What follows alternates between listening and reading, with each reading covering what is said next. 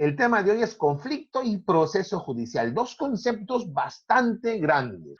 Ok, entonces estos dos conceptos, conflicto y proceso, son conceptos de los cuales uno parte y hacia los cuales uno arriba. Y forman parte de una especie de desarrollo cíclico de varios conceptos que tienen origen político y origen jurídico que se retroalimentan entre sí. Por eso, para comenzar a hablar y hablar de conflictos y cómo nosotros, de alguna manera u otra, cómo es que nosotros los conceptualizamos dentro del derecho, hay que partir de algunas ideas previas. El concepto de conflicto y el concepto de Estado. Pero para hablar de esto hay que pasar por unos conceptos previos. ¿Ya? A ver,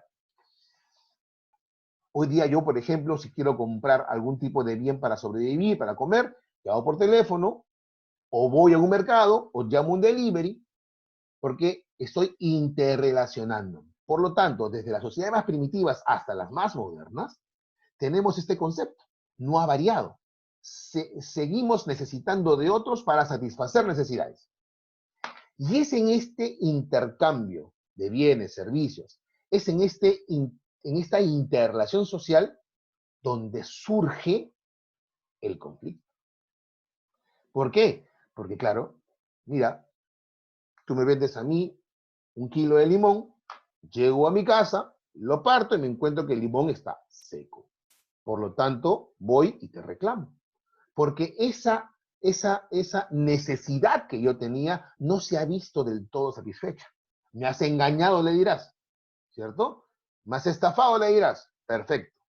Pero lo cierto es que no encuentro satisfecha plenamente mi necesidad. Surge ahí entonces un concepto interesante. Tanto el que me vendió el limón como yo tenemos intereses. Intereses que buscamos satisfacer. Este interés que tengo yo es obtener un fruto que yo pueda luego transformarlo en un ceviche. Y el interés del que me vendió el limón es venderme ese fruto a cambio de una ganancia. Y así, en cualquier relación que ustedes vean en el día a día, tenemos siempre por lo menos dos personas que buscan interrelacionarse para poder satisfacer necesidades. Cada una con un interés diferente. ¿De acuerdo? Cada una de ellas con un interés diferente. Por ejemplo, si yo tengo un hijo, ¿de acuerdo? ¿Qué obligación tengo? Ah, usted tiene que darle un mantenimiento. Eso que llamamos alimentos, ¿no? Correcto. Y si yo no quisiera pasarle alimentos, ¿qué pasaría? Ah, bueno, ahí tenemos por un lado a una persona que está interesada, que tiene el interés de sobrevivir y para eso requiere una pensión, y usted que tiene el interés de no pagar ninguna pensión. Por lo tanto, existen dos intereses en dos sujetos de derecho que colisionan entre sí. Entonces, ¿qué es conflicto?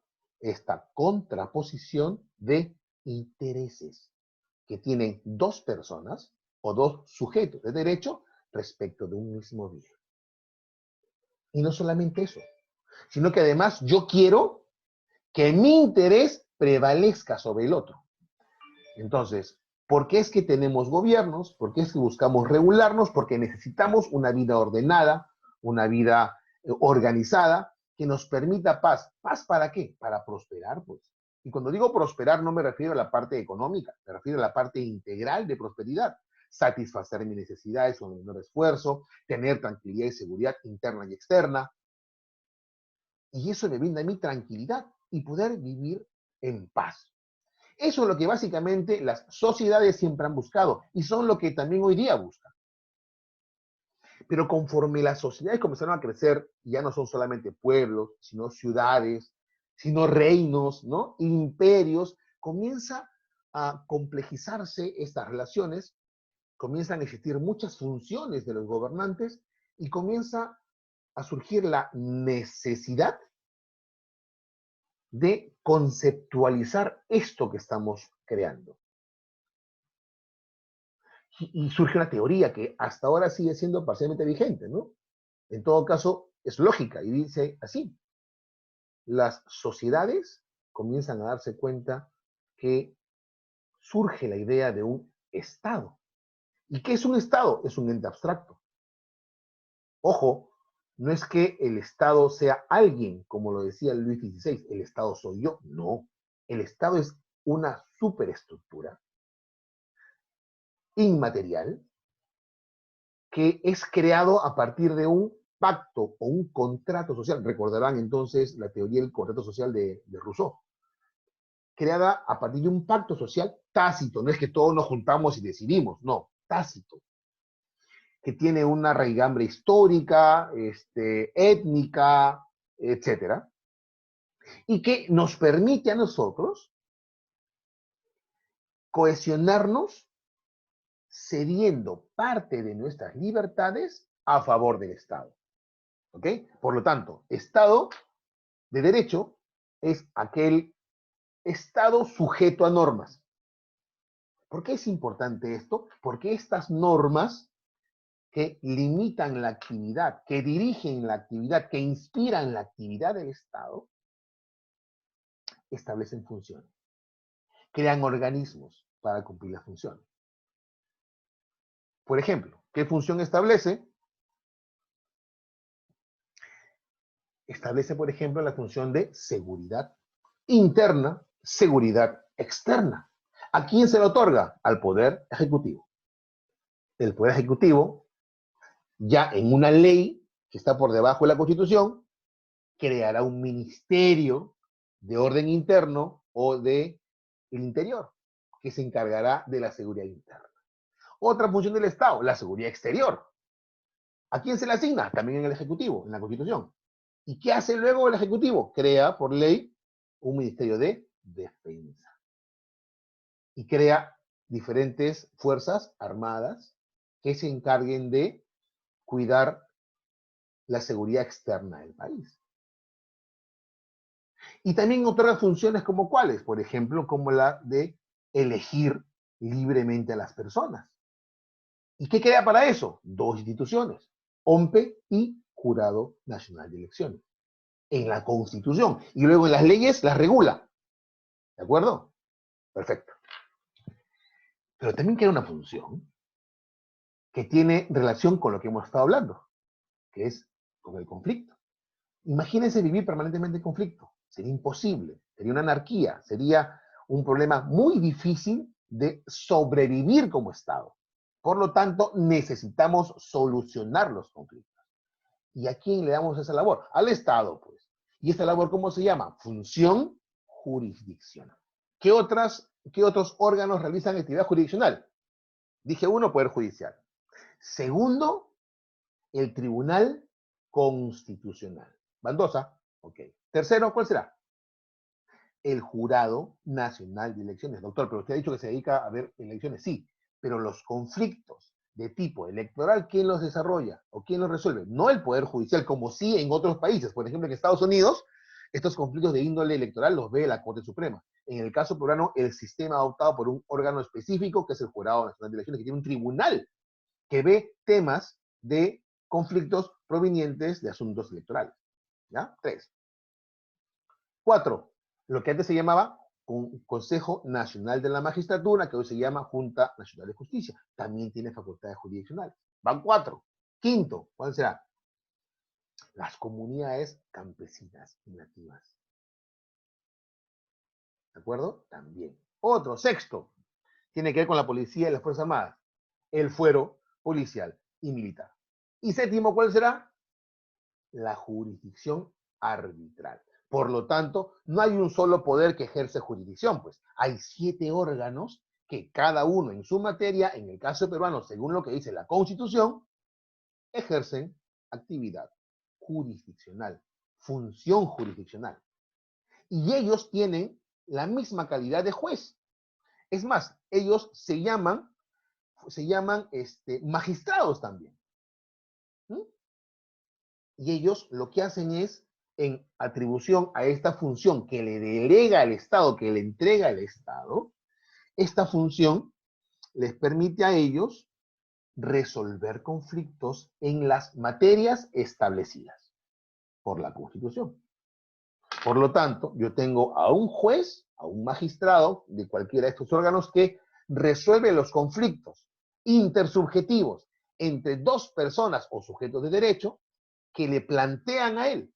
Y se lo plantean con la necesidad de que este ente los resuelva definitivamente. Cada uno, obviamente, en la materia respectiva. Entonces, la función jurisdiccional es una obligación que tiene el Estado. El Estado no puede decirte, no, hoy día no quiero resolver conflictos, ya lo hacemos la próxima semana. No, no puede. De pronto, hoy tenemos complicaciones para acceder por un tema, evidentemente, de la pandemia. Pero el Estado no puede decir, no quiero resolver. Doctor, es un artículo más. Es más, es el tercero, ni siquiera es el primero. Ay, señores, este artículo es el más importante de todo el sistema procesal peruano. Ojo, no digo procesal civil, sino procesal en general, porque sobre este artículo es que se inspira toda normativa procesal a nivel nacional. Ojo, recuerden, ya el sistema político establece cómo nombramos a los gobernantes, cómo llenamos ese Estado. Ese Estado que es un ente abstracto, que no es ni bueno ni malo en sí mismo, porque es un ente abstracto, lo llenamos con gente. Y llenamos a través de mecanismos de participación democrática. ¿Cuáles son? Nombramos regidores, nombramos alcaldes y regidores, nombramos gobernadores regionales, nombramos legisladores, nombramos presidentes, en algunos sistemas nombran también jueces, ¿no? Y los nombramos nosotros, y los llenamos nosotros. Por lo tanto, si algo bien o algo mal hacen ellos, finalmente, ¿quién es la responsabilidad? Artículo 3º, ¿qué dice? El juez deberá atender a que la finalidad concreta del proceso es resolver un conflicto de intereses. Ah, un momentito. Dice el doctor primero el juez. Sí, el juez. ¿Y el juez solamente está en el Poder Judicial? Sí, pero esta norma regula todas las jurisdicciones. ¿Por qué? Porque es una norma inspiradora del sistema de derecho procesal, porque lo dice la misma norma. Es más, el Código Procesal Penal también seguía esta norma. Y todos. El Código de Justicia Militar y Policial también lo dice.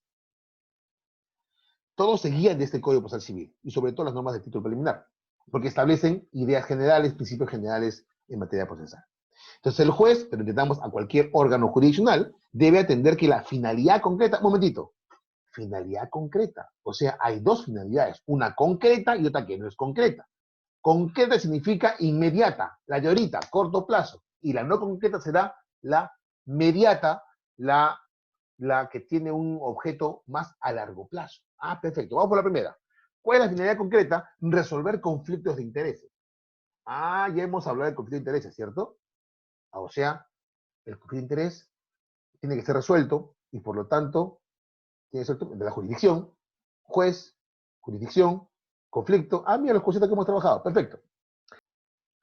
Y no solamente queda ahí, sino que además dice hay una finalidad abstracta, mediata, a largo plazo. ¿Cuál es? Lograr la paz social en justicia. ¿Cuándo hablamos de paz, se acuerdan? Cuando dijimos que el Estado sirve para qué? Regular conflictos y buscar un progreso como sociedad para vivir en paz. Ah, mira, ve nuevamente el concepto de paz. Por lo tanto, lo que hace este artículo es reafirmar la función del Estado, pues, en lo que corresponde a la función jurisdiccional. ¿Para qué sirve el Estado? Sirve para darte tranquilidad, organizarte, hacer tus derechos, pero al mismo tiempo para proyectar una paz. Por eso, para ejercer el derecho en general, pero sobre todo el procesal, en cualquier, reitero, área, los conceptos son básicos, no son etéreos, y hay que internalizarlos. Y se da hasta una nueva aventura praxis para poder encontrarnos nuevamente con todos ustedes allí. ¿Ok? Me despido y nos vemos de acá a 2 semanas, Dios mediante.